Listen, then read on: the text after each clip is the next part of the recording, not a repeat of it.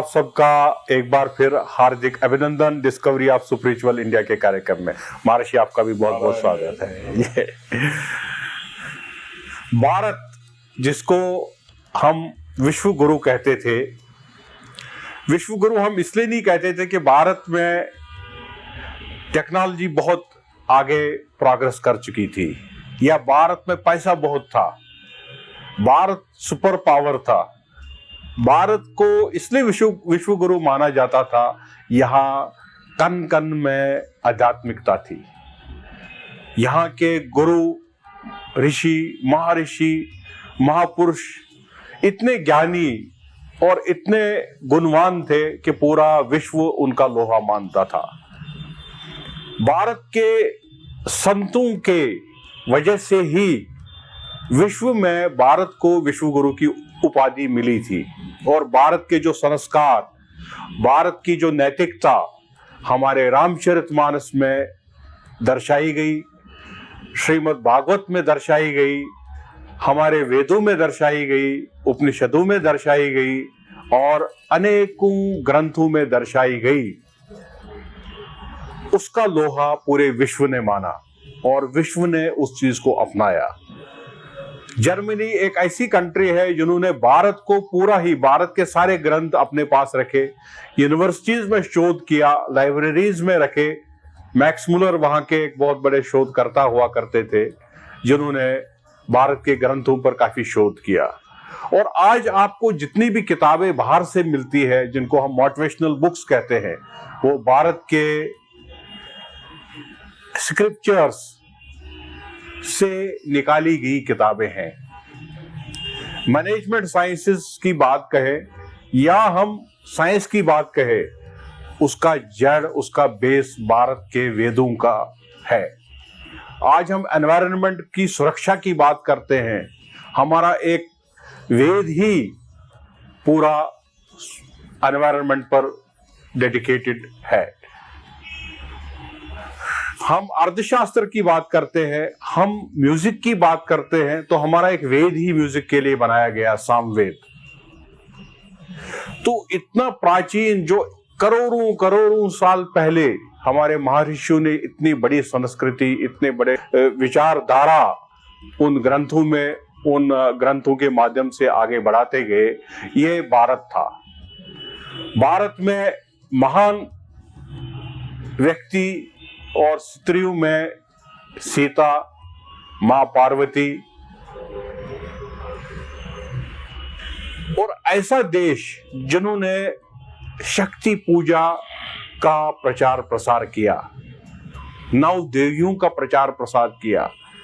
ऐसा देश जिन्होंने शोध के माध्यम से यह समझा कि एक व्यक्ति के अंदर में सरस्वती है, एक व्यक्ति के अंदर में मां लक्ष्मी है, दुर्गा है, और अगर हम उनको ज्यादा परेशान करें तो महाकाली भी निकल के आती है।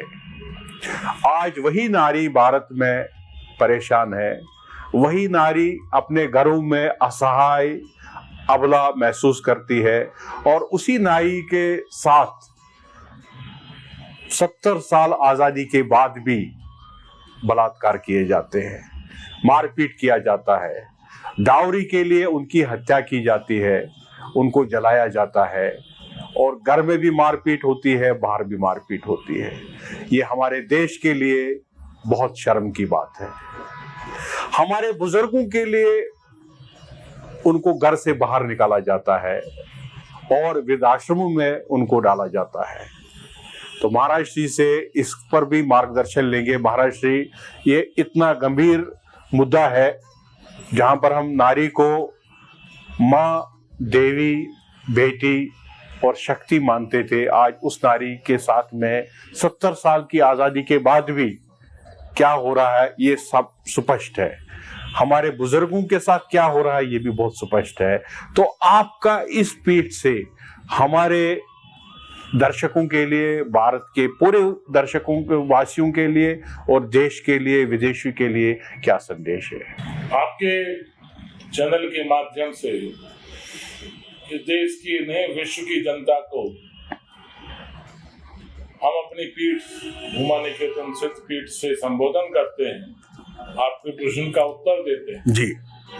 व्याकरण की दृष्टि से स्त्री जो है वो श्री जो है वो स्त्रीलिंग है, और किसी के नाम के आगे सर या श्री लगाते हैं तो वो स्त्रीलिंग है। हमारे यहाँ सीताराम बोला जाता है, राधे श्याम बोला जाता है, तो हमारे यहाँ स्त्री की महत्ता है। आप सीता के विषय में आप लोग जानते हैं कि सीता का व्यक्तित्व क्या था। उसके साथ साथ हमारे यहाँ का व्यक्तित्व था गार्गी।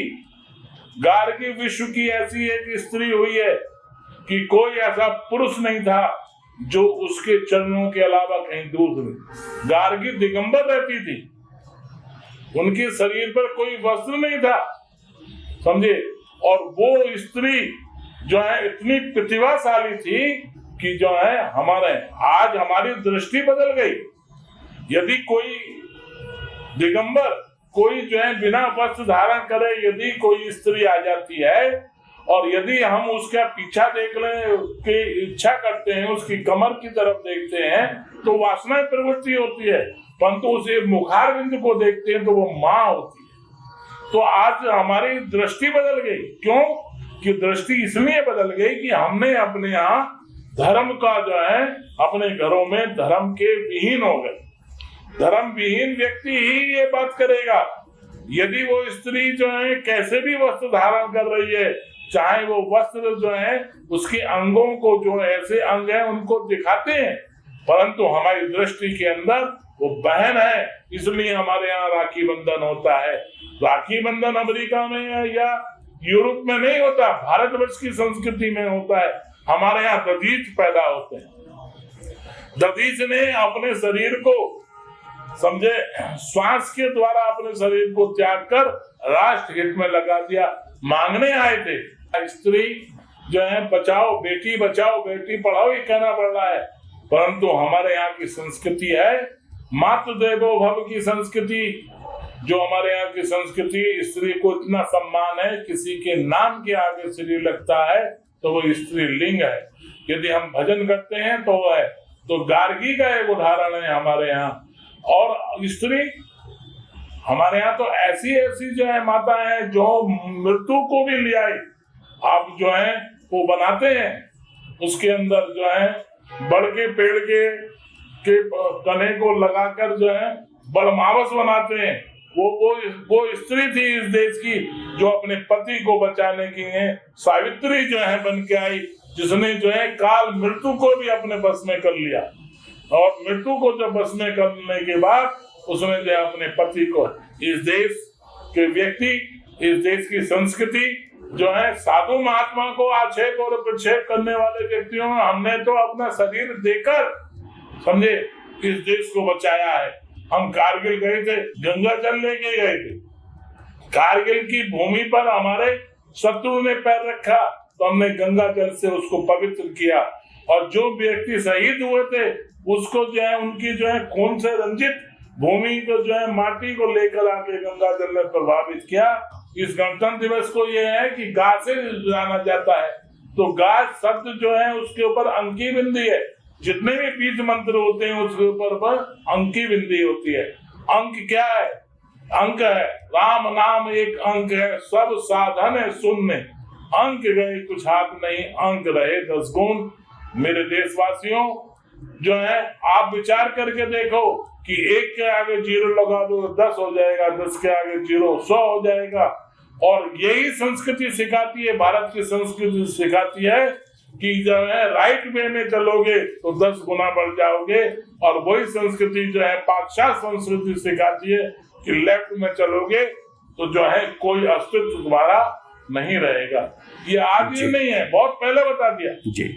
महर्षि आपका ये कहना है कि जो हमारी मानसिकता है उस मानसिकता की वजह से हम अपने नारियों का सम्मान नहीं करते हैं, लेकिन हमारे धर्मशास्त्र में ये लिखा है कि नारी का सम्मान होना चाहिए।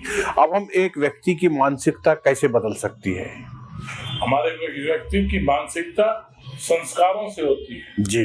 इस देश की पहचान संस्कारों से। हम अपने यहाँ संस्कार देखते हैं कि हमारा संस्कार कैसे होना चाहिए, वही तो साधु महात्मा जो है विचार करते हैं कि घरों के अंदर यदि गुरु शब्द है, गुरु जो परिवार साधु महात्माओं से, ये कपड़े रंगने वाले साधु नहीं, जो है गेरुआ वस्त्र धारण कर लिया, कथा कर ली, ये साधु नहीं। जो साधु गुरु परंपरा से जो है बना है, गुरु परंपरा को देखनी चाहिए। ये कहा है कि जो है पानी पिए छान के और गुरु बनाए जान के, सर को फिटबॉल मत बनाओ, वहीं सर टिकाओ जहाँ तुम्हारा विश्वास है। साधु क्या पहनता है? तुम्हारा विश्वास पहनता है। क्या खाता है? तुम्हारी श्रद्धा खाता है। कहाँ रहता है? तुम्हारे हृदय में रहता है। समझे? क्या विचार करता है? तुम्हारे हित का विचार करता है। ये साधु की परिभाषा है। इसलिए इस देश के लोगों को ये विचार करना चाहिए कि हम ही हैं, एक सनातन धर्मी है जो कहता है धर्म की जय हो, अधर्म का नाश हो। हमने किसी और व्यक्ति का वो नहीं कहा, किसी मुसलमान का नाश हो, किसी ईसाई का नाश हो, जो मुसलमान धर्म को धारण करते हैं उनका नाश हो। अधर्म है, वहां भी अधर्म हो रहा है। देखो आज जो है इराक खत्म हो गया, उसकी जो है लाखों वर्ष की संस्कृति खत्म हो गई। आज जो है पाकिस्तान की जो है संस्कृति वो भी खत्म हो जाएगा, लेकिन निश्चित है कि यदि वो इसी मार्ग को चलेगा तो खत्म हो जाएगा। अफगानिस्तान की स्थिति देख लीजिए। इसलिए विश्व का कल्याण हो, प्राणियों में सद्भावना हो, ये देश का एक मूल मंत्र है और विश्व को मानना पड़ेगा। ये परमाणु बमों से जो है दमंगी नहीं होगी, दमंगी होगी साधुता से, दमंगी होगी विश्व के कल्याण से, दमंगी होगी जो है लोगों की भावना चेंज करने से। आज जो है हम लोग परमाणु बम हमारे पास इतने हो सकता है, हमारे यहाँ कहा इसलिए बनाया ब्राह्मण माने बुद्धि जी, हाथ को बनाया छत्री, समझे, और पेट को बनाया वैश्य, और जो है पैरों को बनाया शूद्र। कोई राष्ट्र इसके बिना चल नहीं सकता, समझे। यदि बुद्धि नहीं होगी तो राष्ट्र नहीं चल सकता। यदि छत्री में जो है बल नहीं होगा हमारे पास, समझे, तो राष्ट्र नहीं चल सकता। और जो है हमारे पास फाइनेंस नहीं होगा, पैसा नहीं होगा तो राष्ट्र नहीं चल सकता। और हमारे पास सेवा नहीं होगी तो कोई राष्ट्र, कोई परिवार, कोई व्यक्ति नहीं चल सकता। इसलिए हमारे यहाँ वर्ण आश्रम व्यवस्था इसलिए बनाई है, इसलिए नहीं बनाई हम छुआछूत है। हमारे यहाँ एक शब्द की उत्पत्ति हुई, जो शब्द है भंगी शब्द, ये किसने दिया? हमारे यहाँ तो हरिजन कहा जाता है। भंगी शब्द दिया ये मुसलमानों ने, जो है जो चमार शब्द दिया वो मुसलमानों ने दिया, चमड़कार है। हमारे यहाँ तो शूद्र शब्द की व्याख्या है, शास्त्र में कहीं नहीं लिखा। हमारे यहाँ तो भगवान राम निषाद के यहाँ गए, सबरी के यहाँ गए, हम उसी राम को तो पूछते हैं जो सबरी के बेर खाता है। लोग कहते हैं झूठे बेर खाए, झूठे बेर नहीं खाए। जिस वृक्ष के ऊपर मीठे फल आते थे, सबरी उसी वृक्ष को तोड़कर रखती थी फल को, और राम जी के को इंतजार किया। हम उसी भूमि में रहते हैं जिस भूमि में गंगा बहती है, हम उसी भूमि में रहते हैं जहाँ जमुना जी रहते हैं, और जमुना जी को संस्कृत भाषा में रास रसिका कहते हैं। आज हम सब लोग विचार करें ये नदियों को हो क्या गया, ये हमारी मानसिकता बदल गई। तो इसलिए हम विश्व के कल्याण में लगें और अपने अंदर जो है ये विचार करें कि हमारे अंदर नफरत नहीं हो। और हमारे यहाँ कहा गया है धर्म की जय हो, अधर्म का नाश हो, प्राणियों में सद्भावना हो। जिस घर में प्राणियों में सद्भावना हो जाएगी उसका घर राम राज्य जैसा हो जाएगा, राम जैसा आदर्श स्थित हो जाएगा। इसी बात को कहकर हम इस देशवासियों को कहना चाहते हैं, इस देश की आन और वान और शान जभी बन सकती है, विश्व गुरु हम थे, विश्व गुरु हैं और विश्व गुरु रहेंगे। समझे, सोने की चिड़िया थे, सोने की चिड़िया हैं और सोने की चिड़िया रहेंगे। हर घर में गीता और रामायण जो है आ जाए, और गीता और रामायण का जो है अध्ययन मेरे देश के नौजवान करने लगे तो वह विचार करते हैं। ऐसा कोई आज तक मिसाइल्स नहीं बनी, ऐसी साइंस नहीं हुई जिसमें यह लिखा है, रामायण उठा के देखो, मशक समान रूप कभी धरही, मच्छर को भी जो है कैद कर लिया। ऐसी रेडार थी लंकनी।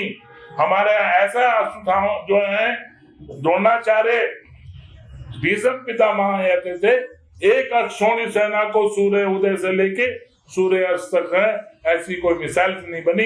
इसलिए ये धर्म और ये ग्रंथ वेद है। आर्यभट्ट को छोड़ने से पहले समझे, वेद की अथर्ववेद की ऋचाएं पढ़ी गई, जीरो का महत्व सिखाया गया।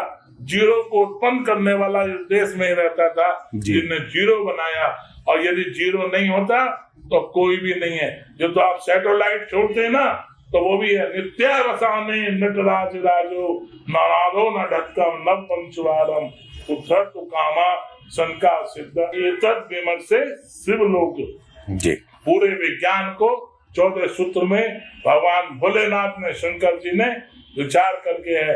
ये जो है 3 ताप होते हैं, और शंकर जी के त्रिशूल में भी 3 जो है वो होते हैं, 1 2 3। इसी वजह से इस शरीर के अंदर भी जो है रजोगुण, तमोगुण और सतोगुण रहता है। आओ हम सब मिलकर इस देश के प्रत्येक घर में सतोगुण करें। जो दूसरे संप्रदाय के व्यक्ति में है, उस माटी से प्यार करें। हर मस्जिद के अंदर, हर मंदिर के अंदर, हर गिरजा घर में, हर ईसाई के घर पे जो है तिरंगा है। ये तिरंगा साधारण नहीं है, तिरंगे की पहचान है।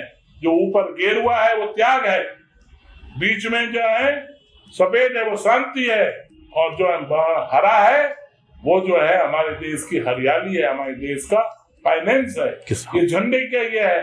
यदि जिस देशवासी के पास वैराग्य होगा, जिस देशवासी के पास शांति होगी, और जिस देशवासी के पास हरियाली होगी, वो देश कभी भी पीछे नहीं रहेगा।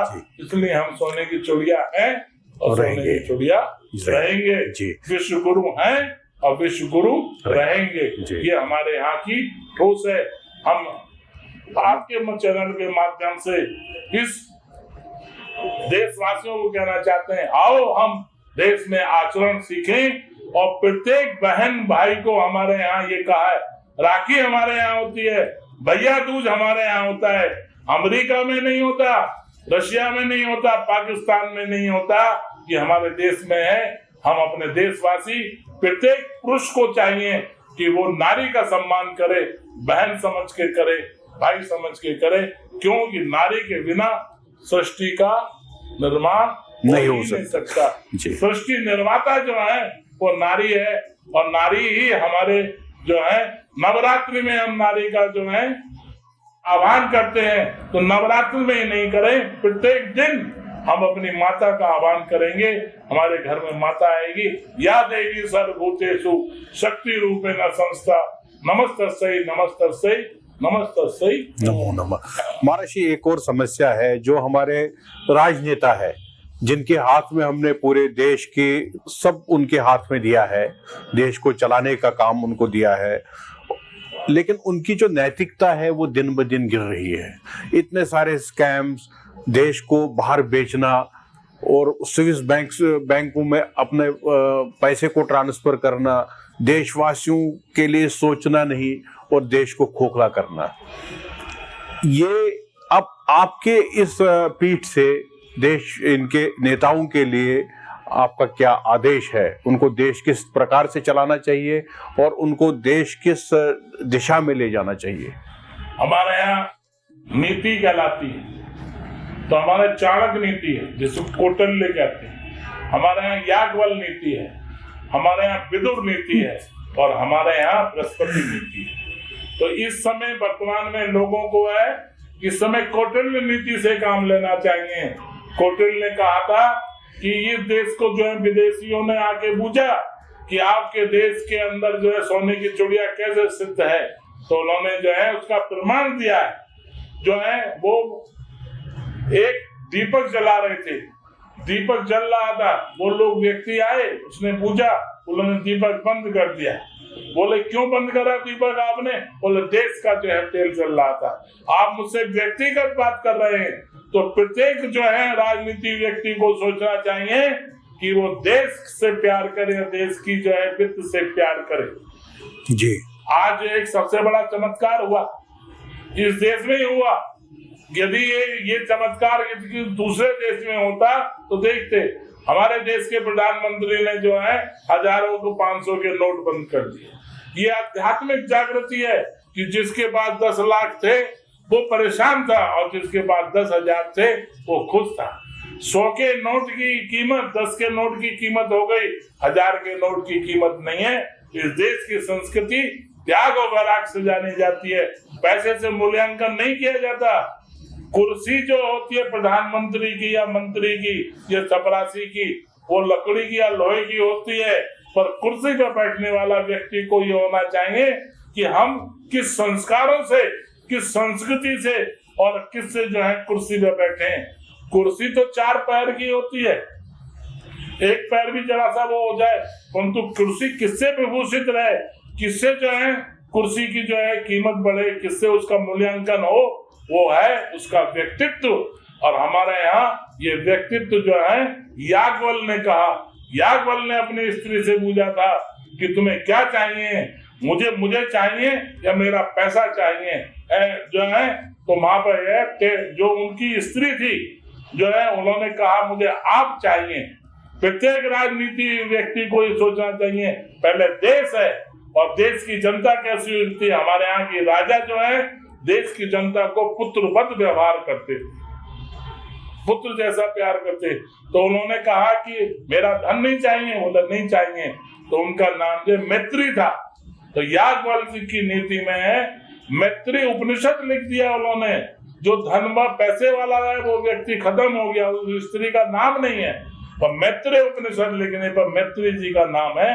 तो जो व्यक्ति इस देश का प्रधानमंत्री हो, मंत्री हो, गवर्नर हो, राष्ट्रपति हो जी, वो व्यक्ति यदि जो है राष्ट्र से प्यार करेगा, राष्ट्र को जो है तिरंगे को सलामी तो देते हैं, हम तिरंगे में लपेट के जो है उनका अंतिम यात्रा निकालते हैं, परंतु तिरंगे के प्रति जो अपना व्यक्तित्व नहीं बनाते। मेरे देश के प्रधानमंत्री को, मेरे देश के राष्ट्रपति को समझे लोकतंत्र है। ये लोकतंत्र की व्याख्या होती है धर्मनिरपेक्ष।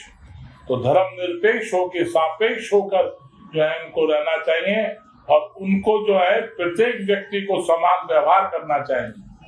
जो है आप एक एक घर में से चुन के आए हैं और चुन के एक एक वोट से आप बने हैं, और आज जो है कुर्सी पर बैठने के बाद आप उन लोगों को भूल जाते हैं। हमारे यहाँ विक्रमादित्य ऐसा राजा हुआ है, रावण की संबंध हुई, राम दशरथ की संबंध नहीं हुई थी, जो अपनी प्रजा से कर नहीं लेते उनकी संबंध होती है। मैं इस चैनल के माध्यम से देश के प्रधानमंत्री को कहना चाहते हैं कि जो उनका स्वरूप त्याग का है वो ही रखें, और जो उनका मंत्रिमंडल है किसी पैसे से किसी देश को जो है खरीद नहीं सकते। किससे खरीद सकते हो? किसी व्यक्ति की पहचान किससे होती है? वो पहचान वही होती है। आज हम विवेकानंद की वो बनाते हैं। विवेकानंद जब पैदा हुए थे तो सोने की चम्मच लेके पैदा हुए थे। उनके बाप एडवोकेट जनरल थे और उस समय करोड़पति थे, सबसे महंगे स्कूल में होते थे। और जब उन्होंने अध्यात्म लिया विवेकानंद जी ने, तो उनके पास एक समय का भोजन नहीं था। ये परमहंस जी ने कहा कि जाओ समझे मांग लो तुम्हें क्या मांगना है। तो विवेकानंद को बार बार कहा जाओ, मैं देवी को कहता हूँ, महाकाली को कहता हूँ, जो है मांग। विवेकानंद जी की जो है वो पढ़िए, परमहंस जी की जो है जीवनी पढ़िए। नौजवान है आज विवेकानंद की जो है जीवनी पढ़ेगा तो उन्होंने जो है क्या मांगा समझे। प्रत्येक नौजवान को, प्रत्येक देश के प्रधानमंत्री को स्वामी विवेकानंद ने भगवती से मांगा मेरे देश से भूख चली जाए और मेरा देश गुलाम नहीं रहे, आजाद रह जाए। ये मांगा। प्रत्येक नौजवान को ये मांगना चाहिए। प्रत्येक देश के जो है जो भी मंत्री हैं, संतरी हैं, राष्ट्रपति हैं, प्रधानमंत्री हैं, उस देश को ये मांगना चाहिए कि ये देश मेरी सोने की चिड़िया थी, आज भी सोने की चिड़िया हो जाए। ये देश विश्व गुरु था, ये विश्व गुरु बन जाए। हम उनके उज्जवल भविष्य की कामना करते हैं और राष्ट्र के नाम ये संदेश देते हैं कि राष्ट्र के नाम यही संदेश है कि हम विश्व गुरु थे, विश्व गुरु रहेंगे, और हम सोने की चिड़िया थे और सोने की चिड़िया रहेंगे। और नेताओं को त्याग, वैराग्य, विवेक और दूरदर्शिता होनी चाहिए। यही नेताओं की पहचान होनी चाहिए। भाई भतीजेवाद, जातिवाद ये जो है इस देश की पहचान नहीं थी। और हमारे वर्तमान में जो भाई भतीजेवाद और जो जातिवाद करते हैं वो ये भारत की संस्कृति नहीं है, ये विदेशों की संस्कृति। यहाँ मत फैलाओ। आओ हम सब मिलकर इस ऐसे भारत का निर्माण करें जिसका सूर्य कभी अस्त हो ही नहीं। महाराज जी, अब अंत में 5 चीजें ऐसी बताइए जो देश को करना चाहिए और गृहस्थ को करना चाहिए। 5 आचरण। प्रथम है कि प्रत्येक व्यक्ति को आचरण का निर्णय जो वाणी से कहे वो करे। दूसरा, राष्ट्र प्रेम। तीसरा, अपने घर में बड़ों का सम्मान। माता पिता को भगवान मानो, मंदिर में जाने से पहले घर के भगवान को पूछो। दूसरा है जो है हमारे देश के जो सीमा पर सैनिक हैं, जो लोग जो है अपने देश की माटी के लिए गोली खाते हैं, उन शहीदों का सम्मान होना चाहिए। उन शहीदों के नाम से स्मारक बनने चाहिए। उन शहीदों के परिवारों को जो है इतना सम्मान देना चाहिए, इतना प्यार देना चाहिए कि वो कभी भूले नहीं। और इस देश की जो एजुकेशन है वो एजुकेशन ऐसी होनी चाहिए, विकास ऐसा हो जहाँ विध्वंस ना हो, ऐसा विकास करना चाहिए। हमारे यहाँ ऐसा विकास था कि सोने की लंका थी, और सोने की लंका के अंदर विकास जो है वो ऐसा था कि उसका निर्माण जो है ऐसा किया है। लिखा है सुंदरकांड में, समझे, मंदिर मंदिर पर ग्रह शोभा। पूरी लंका है, इसलिए विकास वो हो जो है कि ये देश पूरा जो है मंदिर बन जाए और हमारा अंतःकरण मंदिर बन जाए। मंदिर चाहे हिंदू का हो चाहे मुसलमान की इबादत का घर हो, उस इबादत के घर में सबको अधिकार है, वो इबादत करे। ये देश मेरा मंदिर है, इसमें सभी लोगों को इबादत करने का अधिकार है। गुरु गोविंद सिंह ने कहा था, मेरे देश के हर नौजवान को होना चाहिए कि सभी 1.25 लाख से 1 लड़ाऊं तो गुरु गोविंद सिंह कहाऊं। प्रत्येक हिंदुस्तान का नौजवान 1.25 लाख के बराबर होना चाहिए। 125 करोड़ 130 करोड़ नहीं, उसको कैलकुलेशन कर लो। हमारे गुरु गोविंद सिंह कह गए कि 1.25 लाख से 1 लड़ाऊं। तो हम यदि शत्रु हमारी तरफ देखे तो प्रत्येक देशवासी जो है वो 1.25 लाख के बराबर हो। यही हमारी संस्कृति है और यही रहनी चाहिए। तो बहुत ही सुंदर चर्चा रही आज, बहुत सारे टॉपिक्स पर महाराज जी के साथ में, और हमने बहुत सारे बिंदुओं पर आज चर्चा की महाराज जी के साथ में।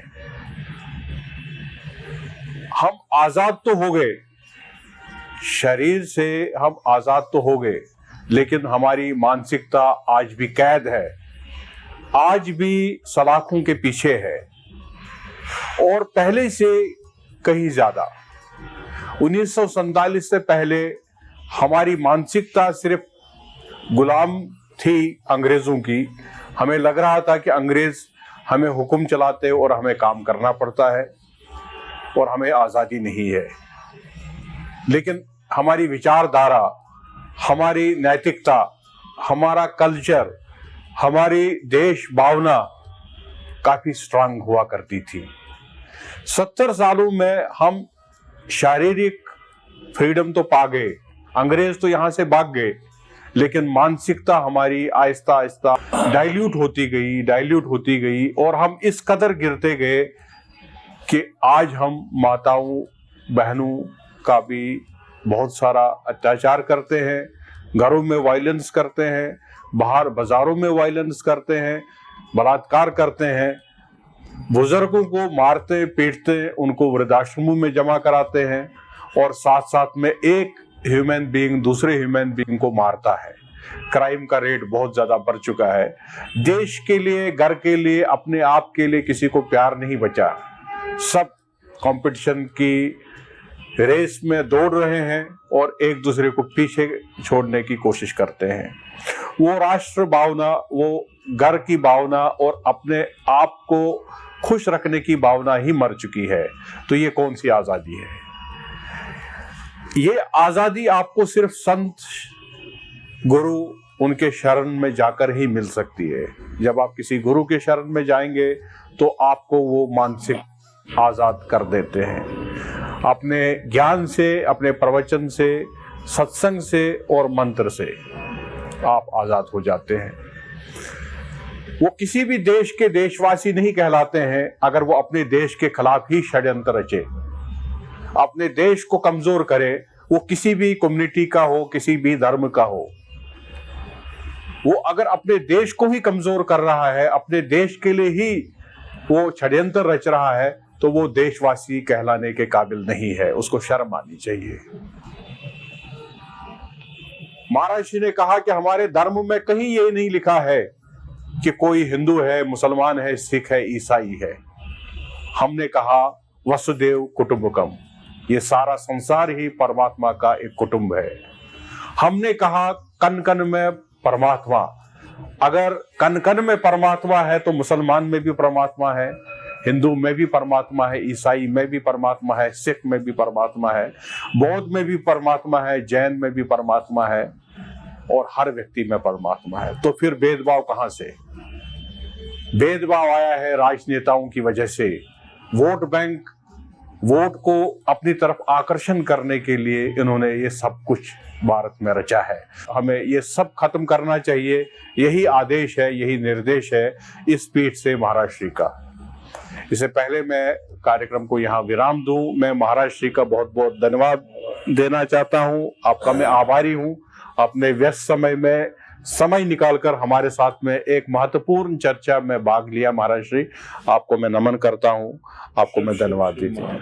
आपका आशीर्वाद हमारे साथ बना रहे, देश पर बना रहे, इसी भावना से आपको प्रणाम। और आप सबको भी मेरा बहुत बहुत प्रणाम। और देशवासी कोई भी हो, हिंदू हो, मुसलमान हो, सिख हो, ईसाई हो, आपस में धर्म के लिए आप मत लड़िए, आपस के कर्म के लिए मत लड़िए। हम सब परमात्मा के बच्चे हैं। आइए भारत को एक खुशहाल देश बनाए, विश्व गुरु बनाने में और मदद करे, ताकि आप भी खुश रहे और ये देश भी खुश रहे। ओम नमः शिवाय।